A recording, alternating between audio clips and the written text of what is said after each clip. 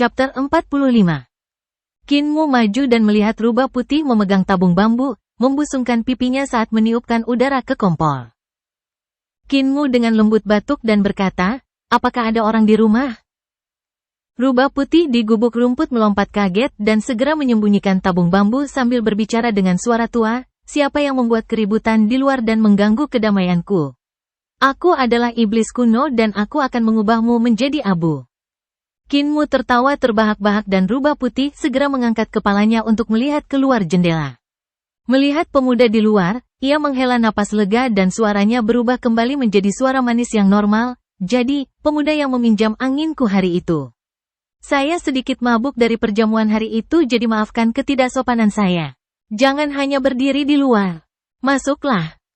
Kinmu berjalan ke gubuk jerami dan melihat sekeliling. Dia heran karena gubuk jerami itu cukup rapi. Bahkan ada tempat tidur, tong beras, perabot, gorden, dan bahkan meja rias. Rubah putih itu berdiri tegak seperti manusia dan membungkuk hormat kepada Kinmu, ini adalah rumahku yang sederhana. Mohon maafkan kerendahan hati di kamar saya. Kinmu membalas salam dan bertanya dengan rasa ingin tahu, kamu membuat makananmu? Rubah putih menjawab, kemarin itu adalah suguhan saudara perempuan saya, oleh karena itu, saya telah minum beberapa cangkir lagi. Saya mengalami migrain ketika saya bangun hari ini, oleh karena itu saya membuat sup untuk mabuk. Silakan duduk, Tuan Muda. Petik 2. Kinmu diam-diam kagum, rubah putih ini jauh lebih pintar dari kera iblis. Untuk mengetahui cara membuat sup untuk dirinya sendiri. Hanya saja rubah ini pemabuk dan akan mabuk setiap hari. Melihat rak buku di samping, dia berjalan untuk melihat-lihat. Di rak buku ada buku-buku kuno. Dia mengambil sebuah buku dan itu tentang keterampilan pada latihan pernapasan. Ada juga mantra di dalam buku tapi itu tidak lengkap. Bisakah Tuan Muda membaca? Rubah putih selesai memasak supnya dan melihat sekilas Kinmu yang terpesona oleh buku-buku. Terkejut, ia bertanya, saya tidak mengerti tulisan di buku dan hanya bisa melihat gambar untuk berkultivasi. Jika Tuan Muda memahami tulisan-tulisan di buku, bisakah Anda membacanya untuk saya? Petik 2. Kenapa aku tidak bisa? Kinmu duduk dan rubah putih mengibaskan ekornya. Angin melayang semangkuk sup ke atas meja dan rubah putih duduk di depannya. Matanya cerah dan penuh ekspresi. Kinmu membuka halaman pertama dan membacakan, sirkulasikan Ki ke gunung inci persegi Anda, rangsang inti Ki vital Anda, pindahkan harimau ke dasar hati Anda, getarkan lautan Ki musim dingin. Rubah putih meminum supnya dan mendengarkan dengan penuh perhatian ketika tiba-tiba bertanya, di mana gunung inci persegi itu? Gunung inci persegi berada di jantung alis Anda. Kinmu menjelaskan, jantung alismu adalah tempat harta karun embrio rohmu berada. Untuk mengedarkan Ki Anda ke gunung inci persegi Anda berarti mengedarkan Ki vital Anda ke jantung alis Anda. Namun, ketika Ki vital Anda mencapai jantung alis Anda, akan ada suara dewa dari 9 langit di atas untuk memotong Ki vital Anda. Rubah putih mencobanya dan menggelengkan kepalanya, aku tidak bisa mendengar suara dewa. Kinmu mengerutkan kening. Di masa lalu, akan selalu ada suara dewa yang memotongnya ketika dia mengarahkan Ki vitalnya ke jantung alisnya. Dia mengira rubah putih akan menghadapi situasi yang sama dengannya, tetapi dia tidak berharap itu tidak terjadi. Petik 2. Mungkinkah struktur harta karun embrio roh berbeda antara manusia dan rubah? Dia tidak berpikir lebih jauh dan terus membaca dan menjelaskan teks-teks kuno kepada rubah putih. Tidak lama kemudian, dia telah selesai membaca seluruh buku. Pada buku kuno ini, metode kultivasi memiliki cara kultivasi yang unik. Namun, itu tidak cocok dengan tubuh Tuan Kinmu. Oleh karena itu, dia tidak dapat menggunakannya untuk berkultivasi. Rubah putih itu cerdas dan memahami isi buku. Ia tersenyum dan berkata, saya telah berkultivasi menggunakan gambar-gambar di masa lalu dan berpikir saya telah mempelajari hal-hal yang dicatat dalam buku. Untuk berpikir saya masih membuat banyak kesalahan dalam kultivasi saya. Terima kasih Tuan Muda untuk menghilangkan keraguan saya. Nama saya Hulinge. Bolehkah aku berani menanyakan namamu? Nama saya Kinmu, seorang anak gembala sapi dengan nama keluarga Kin dan saya bukan Tuan Muda. Kinmu tersenyum. Saya tinggal di dekat sini dan tidak jauh dari sini. Di mana Anda mendapatkan buku-buku kuno ini? Petik 2. Hulinger meminum sup dan merasa jauh lebih baik. Sekitar 20 mil ke barat dari sini, ada reruntuhan. Suatu kali saya terlambat untuk kembali ke rumah, sehingga saya bersembunyi dari kegelapan di reruntuhan. Ketika saya di sana, saya secara tidak sengaja membuka ruang batu dan menemukan beberapa buku ini di dalamnya. Ada juga sebotol eliksir dan setelah meminumnya, saya tiba-tiba menjadi cerdas dan memiliki pikiran sendiri. Saya merasa buku-buku itu bagus, oleh karena itu, saya membawanya kembali. Namun, karena saya tidak bisa membaca, saya hanya bisa melihat gambarnya. Saya telah mempelajari semua mantra saya dari buku. Petik 2. 20 mil ke barat. Kinmu tercengang dan merenung, mungkinkah itu istana naga Raja Naga Sungai Bergelombang? Mata Hulinger berbinar dan berkata, memang ada banyak patung naga di sana, namun sangat berbahaya di sana. Ada sesuatu yang berbahaya di dalam dan saya tidak berani masuk, jadi saya hanya membawa beberapa buku kembali. Kinmu segera bertanya, bisakah Anda membawa saya ke sana? Rubah putih kecil menjawab, di dalam sangat berbahaya dan tidak bisa dijelajahi dengan sembarangan. Ketika saya baru saja mencapai pintu, saya takut. Petik 2. Dia menjadi malu dan tidak melanjutkan, yang mungkin berarti dia ketakutan setengah mati. Kinmu menjadi bersemangat, apakah kamu tidak ingin melihat-lihat di istana naga? Mungkin bahkan ada Raja Naga di dalam. Tidak mau. Hulinger memberikannya beberapa saat matanya berkedip dengan licik. Jika Tuan Muda bisa sering datang ke sini untuk membacakan buku-buku kuno ini kepada saya dapat membawa Anda ke sana. Tapi aku tidak akan masuk. Sepakat. Kinmu tersenyum dan mengangkat telapak tangannya. Hulinger ragu-ragu sejenak sebelum mengangkat cakar berbulunya untuk menyerang dengan telapak tangannya. Setelah itu, dia meminum semua supnya. Manusia dan rubah meninggalkan gubuk jerami dan pergi ke barat. Perjamuan yang kamu hadiri hari itu, jamuan siapa itu? Kinmu ingat apa yang terjadi hari itu dan bertanya. Itu adalah perjamuan yang diadakan oleh Great Demon King, mengundang semua Great Demon dari mana-mana. Setelah mendapatkan buku-buku kuno dari Surging River Dragon Palace, kebijaksanaan saya telah meningkat pesat dan telah menjadi iblis besar yang terkenal di sekitar sini. Namun, saya masih tidak bisa mengalahkan orang-orang itu dengan kekuatan kasar sehingga saya masih berada di peringkat terakhir di antara iblis yang lebih besar. Petik 2. Hulinger melompat ke atas daun pisang dan mengeksekusi mantranya untuk membangkitkan angin iblis. Angin iblis meniup daun pisang dan dia tersenyum, Raja Iblis Agung telah mengolah tubuh manusianya dan sangat kuat. Dalam radius ribuan mil, semua iblis yang lebih besar harus mendengarkan perintahnya tidak peduli apakah mereka binatang aneh teritorial atau bukan. Petik 2. Angin iblis meniup daun pisang, mengirim rubah putih ke langit. Kinmu melompat dan melakukan perjalanan ke barat di puncak hembusan. Pada saat ini, 1 mil jauhnya dari gubuk jerami adalah seekor binatang taoti besar yang melihat sekeliling dengan bingung, melihat waktu, Muer seharusnya sudah mencapainya. Berubah menjadi binatang aneh kali ini, dia pasti tidak akan mengenaliku. Ini aneh, kemana perginya bajingan itu? Ada angin iblis rubah. Bajingan itu diculik oleh seekor rubah betina pada perburuan pertamanya. Di sungai 30 mil dari desa lansia penyandang cacat, embusan angin bertiup ke daun pisang sepanjang 3 meter. Di atas daun ada rubah dan di samping rubah ada seorang pemuda yang berlari di atas angin. Mereka adalah Kinmu dan Hulinger. Dengan kekuatan sihirku, aku masih tidak bisa terbang sendiri. Saya hanya bisa menggunakan mantra saya untuk membangkitkan angin iblis dan menggunakannya untuk membuat daun pisang melayang di langit. Jika aku berlari di atas angin sepertimu, aku pasti akan jatuh. Istana naga ada di dekat sini.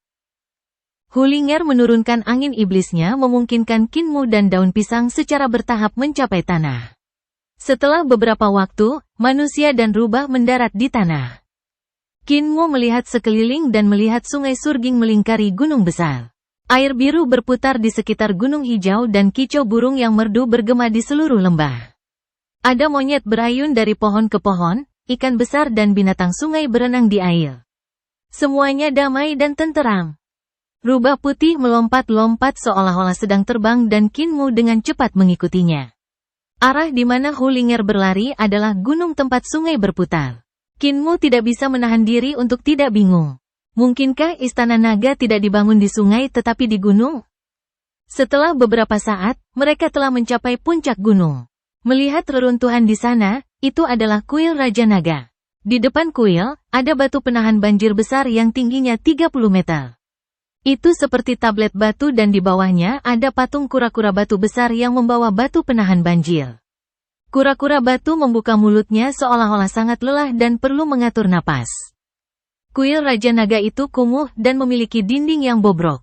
Istana Raja juga sudah runtuh. Melihat sekeliling, tidak ada patung batu, oleh karena itu tidak dapat menahan invasi kegelapan. Saat dia bingung, Hulinger tiba-tiba menghilang tanpa jejak. Suara Hulinger tiba-tiba terdengar, cepat masuk.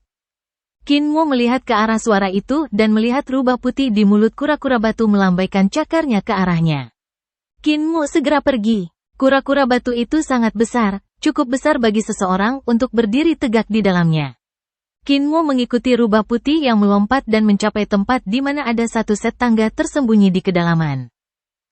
Awalnya ada pintu batu di depan tangga. Kinmu tidak tahu kapan itu runtuh, mengungkapkan tangga yang mengarah ke bawah. Kinmu mengikuti rubah putih ke depan. Saat dia bergerak lebih dalam ke pegunungan, tangga semakin lebar. Dinding gunung di sampingnya juga lembab dan ditumbuhi lumut yang bersinar. Ada juga makhluk aneh yang melayang-layang seperti dandelion. Mereka memiliki antena tipis kecil yang tumbuh di bawah mereka dan saat mereka melambaikannya, mereka benar-benar bisa terbang di udara. Rubah putih melompat untuk menggigit salah satu dari mereka sebelum memakannya. Dia kemudian terus melompat-lompat untuk makan tanpa henti, membuat mereka terlihat sangat lezat. Chapter 46.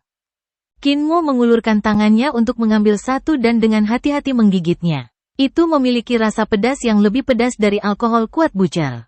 Di perutnya, ada perasaan terbakar, menyebabkan ki vitalnya menjadi aktif secara tidak normal. Mengedarkan ki vitalnya, dia benar-benar merasakan energi obat yang mirip dengan pil penguatan vitalitas yang dapat meningkatkan budidaya ki vitalnya, namun itu tidak memiliki efek sebanyak pil penguatan vitalitas. Apakah makhluk ini tumbuhan atau hewan? Kinmu meraih beberapa lagi dan melihat makhluk-makhluk ini tidak memiliki mata, anggota badan, atau lubang. Mereka perlu menggunakan tentakel seperti kumis untuk menyerap nutrisi dari lumut, sehingga dia tidak dapat menentukan apakah mereka tumbuhan atau hewan. Dia hanya makan satu sementara Hulinger terus melompat-lompat dan memakan isinya. Berjalan lebih dalam, udara menjadi lebih dingin. Tidak tahu seberapa jauh mereka pergi, mereka bisa mendengar suara gemericik air. Ada aliran kecil dan jernih yang keluar dari dinding gunung. Ada beberapa ikan besar tanpa mata yang hidup di kolam di ujung sungai. Beberapa ikan besar juga mengeluarkan cahaya neon. Jika mereka ingin menyeberang, mereka harus melewati kolam untuk sampai ke seberang. Ikan besar ini sangat ganas, mereka akan menerkam setiap suara yang mereka dengar dan mereka sangat kuat. Hulinger berbisik, aku akan melempar kerikil untuk mengalihkan perhatian ikan dan kita akan mengambil kesempatan untuk bergegas. Begitu dia memberitahu Kinmu rencananya, dia meraih kerikil dengan cakarnya dan dengan paksa melemparkannya jauh-jauh. Ketika batu menabrak dinding, beberapa ikan besar tanpa mata melompat keluar dari air dan menggoyangkan ekor mereka di udara. Keempat sirip mereka terbuka seperti 4 sayap lebar dan menerkam ke arah lokasi suara. Sekarang, Hulinger membimbing Kinmu dan berlari ke sisi lain kolam. Dengan tergesa-gesa, pemuda itu mendengar beberapa suara berderak dan melihat ikan aneh itu menabrak dinding dan menggigit beberapa lubang besar di dinding dengan mulut ganas mereka. Batuan gunung yang sangat keras seperti tahu di mulut mereka. Jika mereka menggigit manusia, akibatnya akan terlalu mengerikan untuk dibayangkan. Saat manusia dan rubah berlari ke ujung lain kolam, beberapa ikan aneh mendengar suara langkah kaki dan mengepakkan sirip mereka untuk memutar arah, bergegas ke arah mereka. Ikuti aku, Tuan Muda. Hulinger bergegas ke lorong di ujung lain kolam dalam sekejap dan Kinmu mengikuti. Lorongnya tidak lebar sehingga beberapa ikan besar tidak bisa terbang dan harus menggunakan keempat siripnya sebagai kaki untuk mengejar Kinmu dan rubah kecil di lorong itu. Apakah ini masih ikan? Kulit kepala Kinmu menjadi mati rasa dan dengan cepat mengikuti di belakang Hulinger. Ikan aneh itu mengejar mereka dari jauh dan kembali ke kolam untuk bersembunyi setelah mereka tidak bisa mengejar mereka. Kinmu menghela nafas lega. Jalan di depan mereka berangsur-angsur menjadi lebih lebar dan segera mereka memasuki gua berbentuk trompet. Tiba-tiba sinar matahari pada gelombang kristal menyinarinya, membuatnya melihat ke atas dan tercengang. Di atas kepalanya, ombak dan gelombang air mengalir. Dia bisa melihat gerombolan ikan berenang di atasnya dan bahkan kura-kura emas yang sangat besar. Ada ikan besar yang seperti perahu kecil dan juga binatang sungai berukuran besar.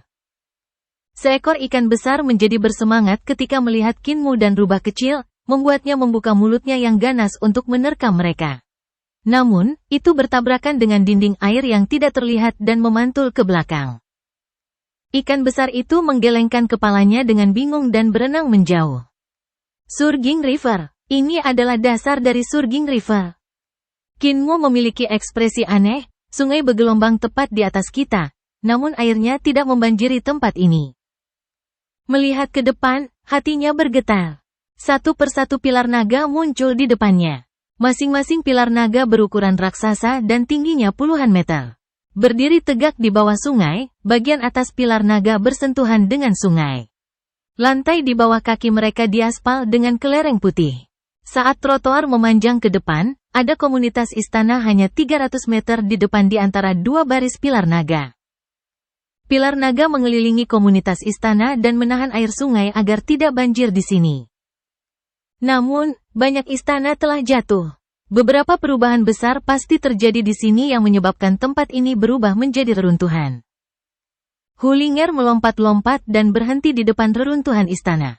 Kinmu melihat lukisan dinding berbintik-bintik di dinding yang setengah runtuh. Itu adalah lukisan sesepuh kepala naga yang mengundang tamunya ke perjamuan. Tamu-tamu tetua kepala naga semuanya adalah makhluk aneh. Ada seorang lelaki tua berpunggung kura-kura, seorang wanita berekor ular, biksu dan juga manusia. Menabrak. Sebuah pilar runtuh dan hampir menghancurkan Kinmu dan rubah kecil. Hulinger datang ke aula besar yang sudah setengah runtuh dan berkata, "Disinilah saya menemukan buku-buku kuno." Kinmu berjalan mendekat. Di aula bobrok, Kinmu melihat ruang batu tersembunyi yang dibangun di dinding. Pintu batu sudah runtuh. Itulah mengapa ruangan itu ditemukan oleh Hulinger. Ruang batu sudah kosong karena barang-barang di dalamnya mungkin dipindahkan oleh Hulinger. Jika kamu terus maju, akan ada bahaya besar. Hulinger menunjuk ke pintu yang menjulang tinggi di depan dan dengan gugup berkata, "Ini sangat menakutkan." Kinmu melihat ke ambang pintu dan samar-samar dia bisa melihat sebuah istana di belakangnya. Itu masih cukup lengkap dan belum runtuh. Namun, yang aneh sepertinya ada kabut tebal yang menutupi apa yang ada di dalamnya, sehingga Kinmu tidak bisa melihat dengan jelas apa yang ada di dalamnya. Dia hanya bisa merasakan bahwa istana itu mengambang dalam kabut sambil samar-samar terlihat. Ada orang yang menakutkan di dalam. Suara Hulinger bergetar dan berkata, "Begitu Anda mencapai pintu, Anda akan dapat merasakan auranya, maka Anda akan menjadi goyah dan tidak dapat berdiri." Kinmu berjalan ke depan dan Hulinger mengerahkan nyali untuk mengikuti di belakangnya. Ketika mereka sampai di ambang pintu, Kinmu bisa merasakan atmosfer buruk yang sangat kuat menghantam wajahnya, menyebabkan dia bergidik ketakutan. Itu setengah langit yang tertutup awan gelap pada hari yang cerah tepat di depannya dan di awan gelap gulita, ada binatang yang sangat besar menatapnya. Ilahi, bermartabat, kekuatannya tidak untuk dilanggar. Pada saat yang sama, itu adalah binatang buas dan jahat. Ini adalah bahaya besar yang Hulinger bicarakan. Kinmu menarik napas dalam-dalam dan menstabilkan dirinya. Semangatnya juga kembali normal. Mata surga, bangun. Formasi ki vital saling silang di matanya dan menciptakan lapisan tanda pupil saat dia melihat ke dalam kabut tebal di belakang pintu.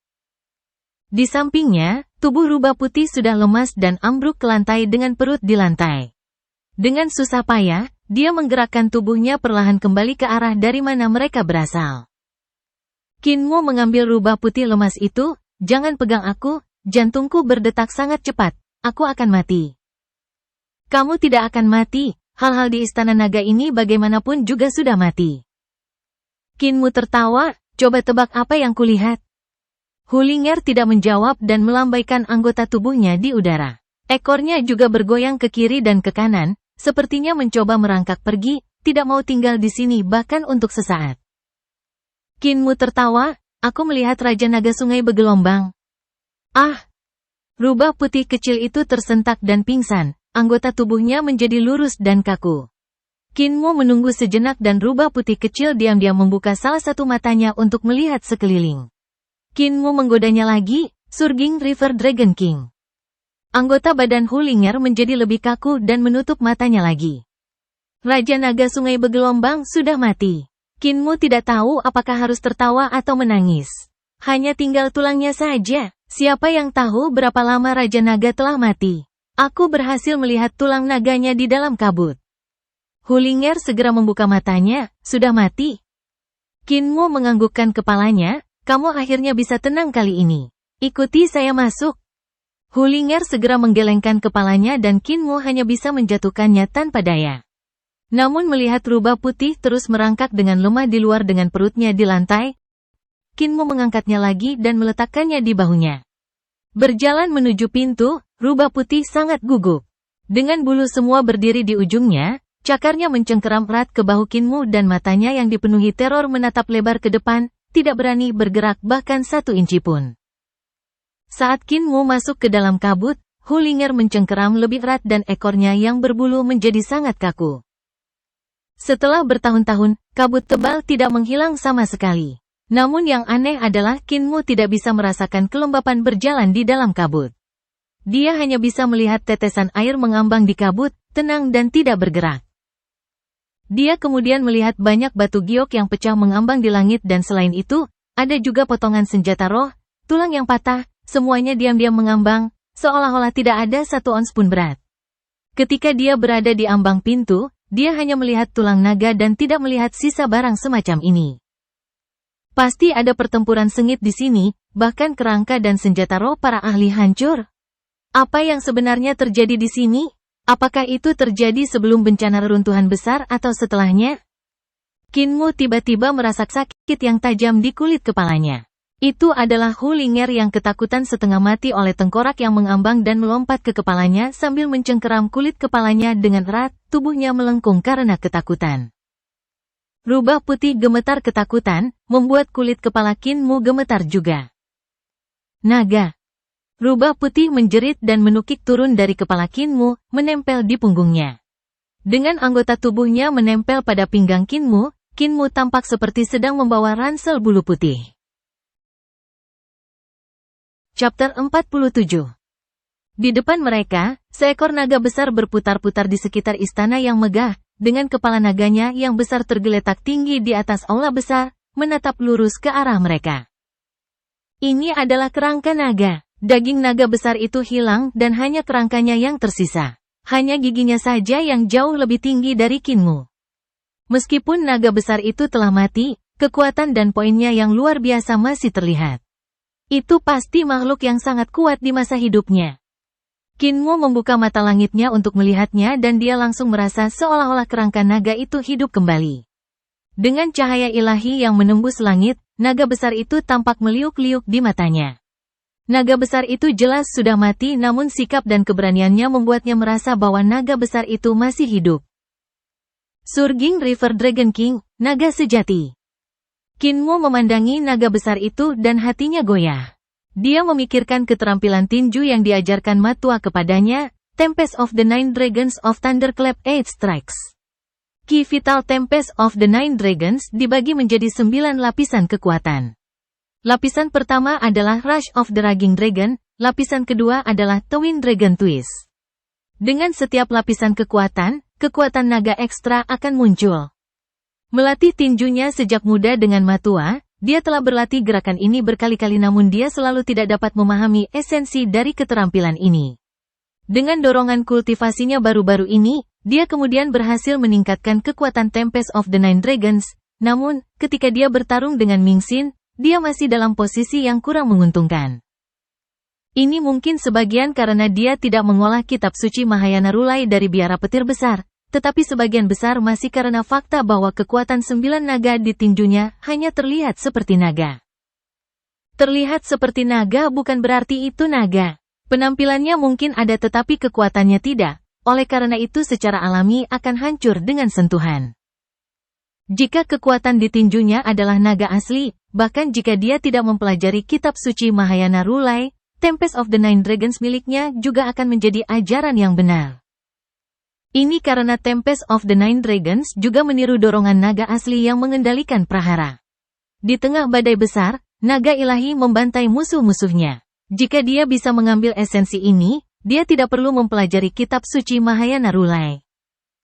Badai 9 naga, badai 9 naga. Mempelajari kerangka naga, Kinmu tanpa sadar berjalan ke depan.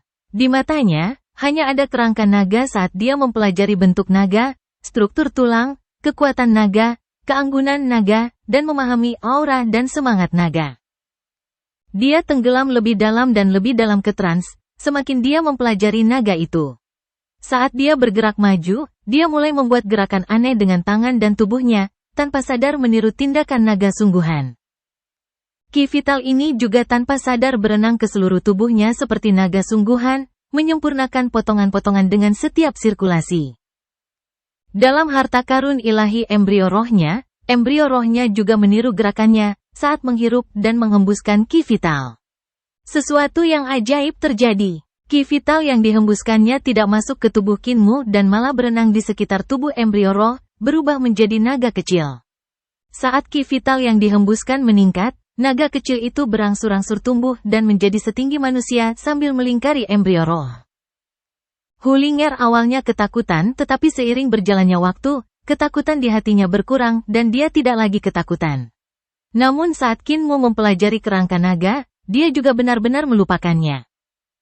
Setelah beberapa waktu, perut Hulinger mulai menggeram dan dengan hati-hati turun dari punggung Kinmu. Dia berjingkat-jingkat kembali keluar dari istana naga bawah laut bukan karena dia takut mengganggu Kinmu, tetapi karena dia takut dia akan memperingatkan kerangka naga jika dia terlalu keras. Setelah 1 jam, rubah putih kembali dari luar sambil memegang karung. Di dalam karung, ada semua makhluk aneh seperti dandelion. Hulinger melawan rasa takut akan naga di dalam hatinya dan berjalan ke dalam kabut, kembali ke tempat Kinmu berada. Dia naik kembali ke punggung Kinmu dan duduk di bahunya, memasukkan makhluk-makhluk itu ke mulutnya. Seolah-olah dia tidak merasakan apa-apa, Kinmu hanya memakan apapun yang masuk ke mulutnya. Hulinger memberinya makan lebih dari 20 makhluk aneh itu sebelum mulai memakannya sendiri dengan gembira. Kinmu masih tidak memiliki tanda-tanda bangun saat dia terus bergerak maju dengan bebas dengan matanya terpaku pada kerangka naga. Kadang-kadang dia bahkan memanjat kerangka naga dan berjalan di atas tulang-tulang besar.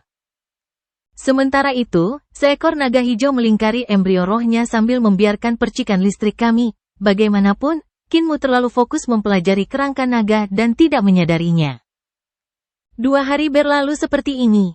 Kinmu sudah makan, minum, pipis, buang air besar dan tidur di sini, dan dia sudah menjadi bau, namun dia masih belum memiliki tanda-tanda bangun.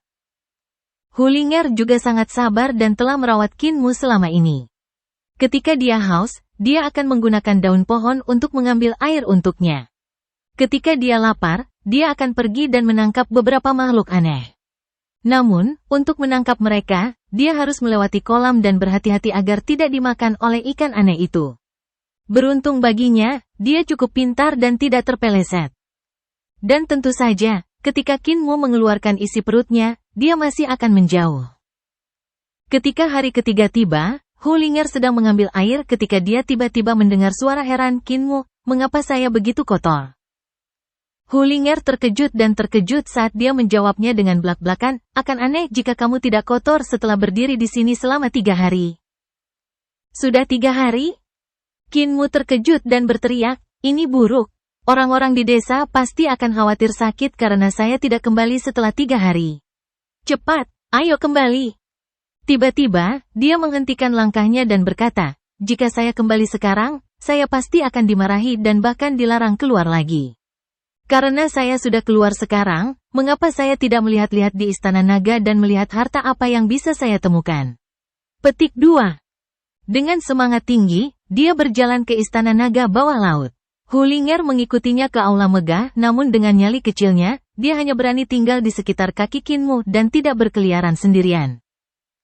Aula besar juga diselimuti kabut yang bahkan lebih tebal daripada di luar, sehingga dia tidak bisa melihat jauh ke depan.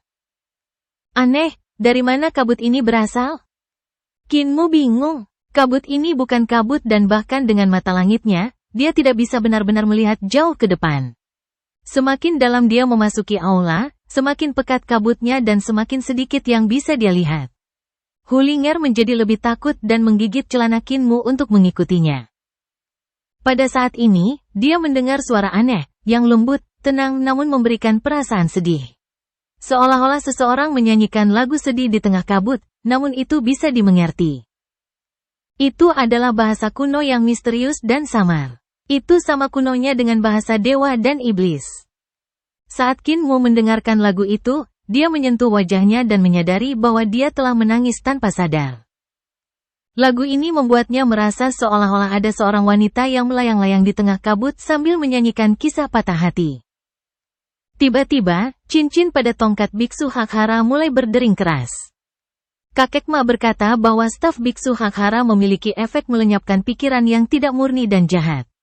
Ketika hati goyah, cincin akan berdering. Setiap pikiran yang tidak murni dan jahat akan membuat cincin-cincin itu berdenting sekali. Sekarang cincin-cincin itu bergemerincing tanpa henti, apakah pikiran kotor dan jahatku sebanyak itu? Melihat ke bawah, Kinmu tidak tahu apakah harus menangis atau tertawa. Ternyata Hulinger gemetaran sambil memegangi kakinya dengan erat. Namun ekornya ada di tongkat Hakhara. Bukan hati Kinmu yang kacau, itu adalah rubah kecil. Linger, pindahkan ekormu, kata Kinmu. Hulinger memindahkan ekornya dan terus menggigil. Kinmu mengerutkan kening. Setelah Hulinger menggerakkan ekornya, tongkat biksu Hakhara masih berdering keras. Mungkinkah ada orang ketiga selain aku dan Hulinger? Mungkinkah pikiran jahat berasal dari orang ketiga? Mungkinkah wanita penyanyi itu? Staf biksu Hakhara berdering semakin keras. Jelas ada orang ketiga di sini dengan terlalu banyak pikiran yang tidak murni dan jahat. Dengan merasakan pikiran, apakah staf Hakhara akan berdering tanpa henti? Di udara, lagu itu melayang di sana-sini, menjadi semakin sedih. Kinmu melihat ke bawah dan merasa kedinginan. Dalam kabut, dia bisa melihat tangan kurus meraih tongkat biksu Hakhara dan sebelum tangan itu bisa menyentuhnya, tangan itu diam-diam menarik kembali seolah-olah tersengat listrik. Kinmu menopang tongkat Hakhara dan melihat sekeliling, sudut matanya berkedut dari apa yang dilihatnya. Dalam kabut, telapak tangan kurus mulai datang ke arahnya ke segala arah dan hanya ditarik kembali ketika mereka bertemu staf biksu Hakhara. Lagu lembut dalam kabut juga mulai menjadi lebih jelas seolah-olah di samping telinganya. Apa sebenarnya yang ada di dalam kabut itu? Kulit kepalanya menjadi mati rasa dan Hulinger sudah naik ke celananya dan ke punggungnya dan akhirnya duduk di pinggangnya di bajunya. Hanya kepalanya yang berbulu yang keluar saat dia diam-diam memeriksa sekelilingnya sambil menggigil. Pemandangan ini terlalu menakutkan, membuat Kinmu bingung juga. Namun saat cincin emas bergemerincing, itu memiliki efek menenangkan dan menenangkan hatinya. Dia menyusun dirinya sendiri. Dengan jumlah tangan ini, mereka pasti bukan dari orang yang sama. Tidak peduli apa itu, semua akan mundur. Ki vital Kinmu tersentak dan melonjak ke staf Hakhara. Mengangkat tongkat biksu dan membanting keras, dentang keras terdengar sementara tongkat Hakhara bersinar ke segala arah. Pada saat yang sama, gambar Buddha muncul di belakang punggungnya sambil duduk bersila di udara, meletus dalam bahasa Sanskerta. Jadi aku sudah mendengar. Suara Sanskerta dari patung Buddha bergetar, sejak waktu tanpa permulaan, semua makhluk telah mengalami kematian dan kelahiran kembali berulang-ulang hanya karena mereka tidak menyadari pemahaman murni yang merupakan sifat esensial dari pikiran sejati yang abadi. Sebaliknya, cara kerja pikiran mereka terdistorsi, dan karena cara kerja pikiran mereka terdistorsi, mereka terikat pada siklus. Chapter 48. Di belakang Kinmu, ada lingkaran cahaya di belakang kepala Buddha yang bersinar terang ke segala arah. Bahkan kabut aneh itu disingkirkan oleh aura Buddha. Mendengar gemerincing terus-menerus, Qin Mo melihat sekeliling dan melihat mayat-mayat kering jatuh satu persatu di udara, memenuhi seluruh lantai. Selain mayat kering, ada juga kerangka dengan daging yang hilang, hanya menyisakan tulang. Namun, tulang-tulang itu dihiasi dengan pakaian longgar yang terlihat seperti pakaian istana. Kabut di sekelilingnya telah menghilang, langsung menjernihkan pandangannya. Namun, lagu itu masih berlangsung tetapi terdengar lebih jauh darinya sekarang. Lagu itu masih merdu dan penuh dengan kesedihan yang tak berujung. Qin Mo menyebarkan ki vitalnya dan gambar Buddha di belakangnya menghilang. Mengapa ada begitu banyak mayat yang disembunyikan di aula besar? Tubuh-tubuh ini tidak terlihat seperti orang biasa. Qin Mo mengukur mayat dan sedikit mengerutkan kening. Ada terlalu banyak mayat di sini dan itu tidak normal karena mereka tidak membusuk.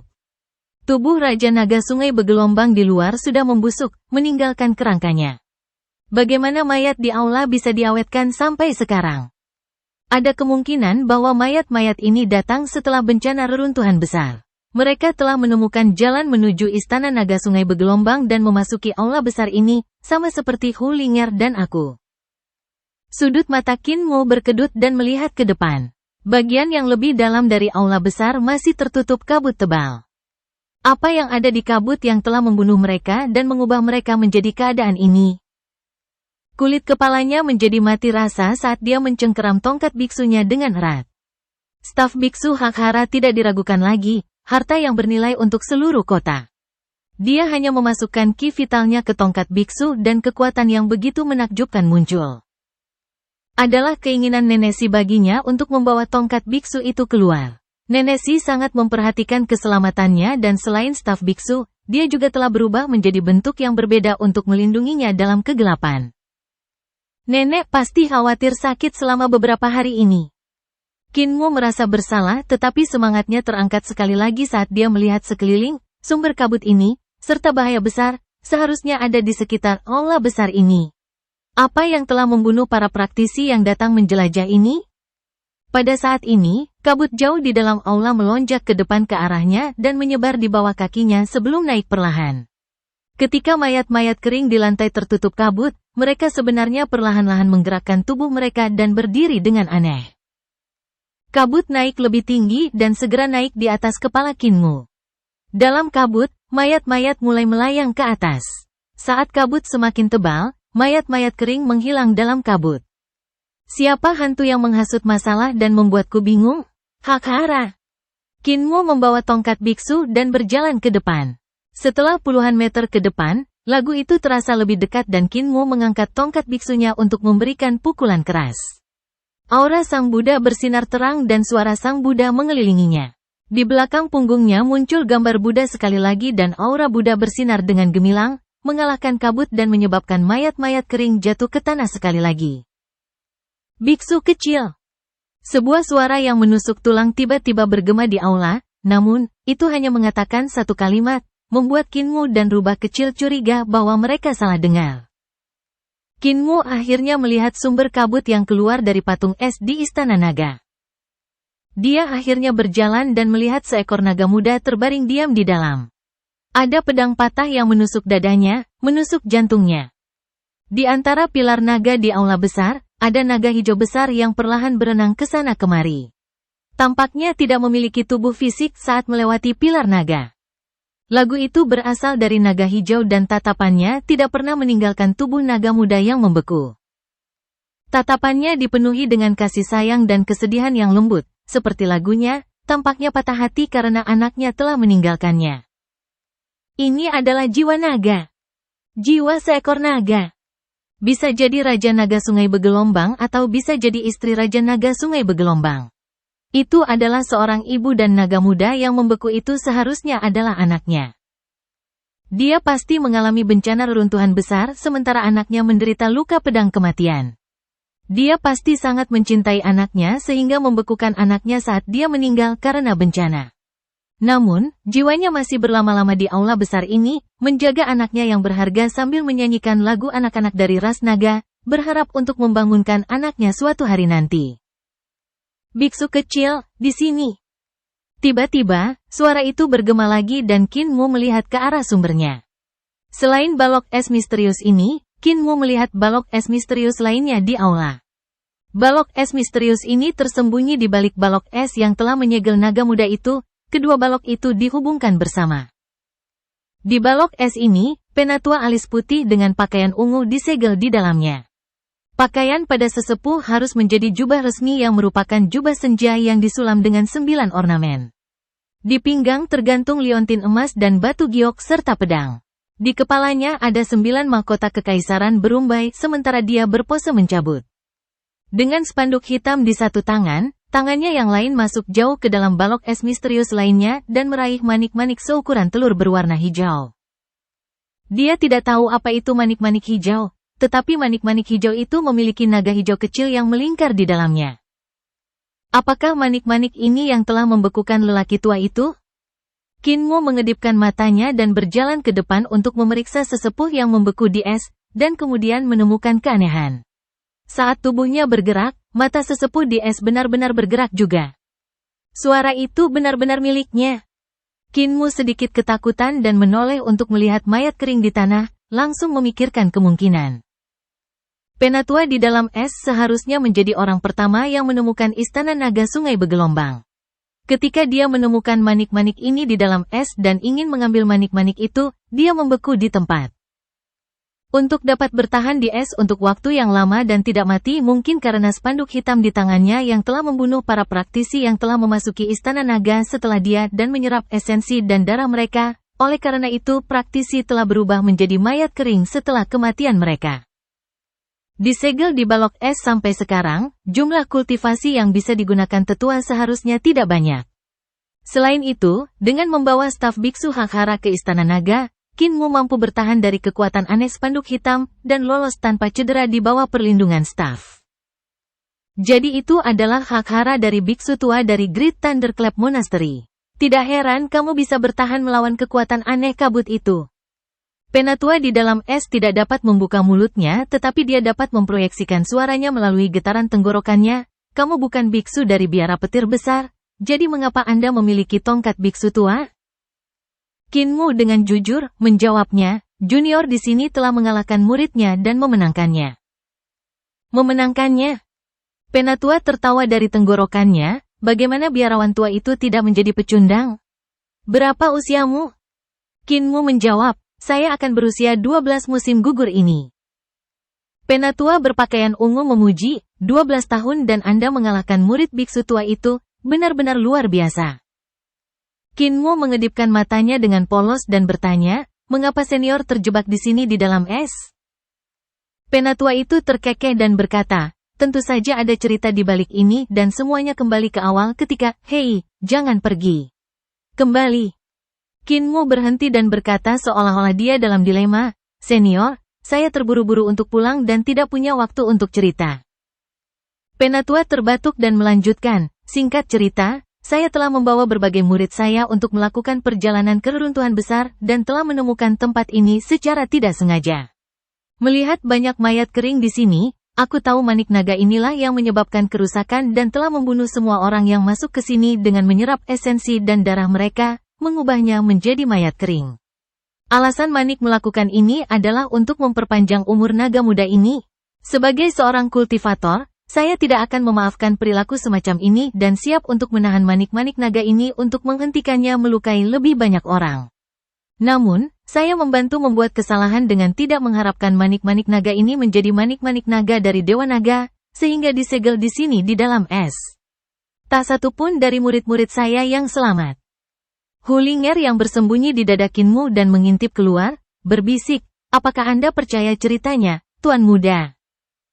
Kinmu ragu-ragu. Dugaannya adalah kebalikan langsung dari apa yang dikatakan tetua itu. Kisah tetua adalah bahwa Ibu Naga telah menggunakan manik-manik naga untuk menyakiti orang dengan menyerap esensi dan darah mereka untuk menyelamatkan anaknya dengan memperpanjang hidupnya. Selanjutnya, yang lebih tua adalah orang benar yang ditipu oleh manik-manik naga.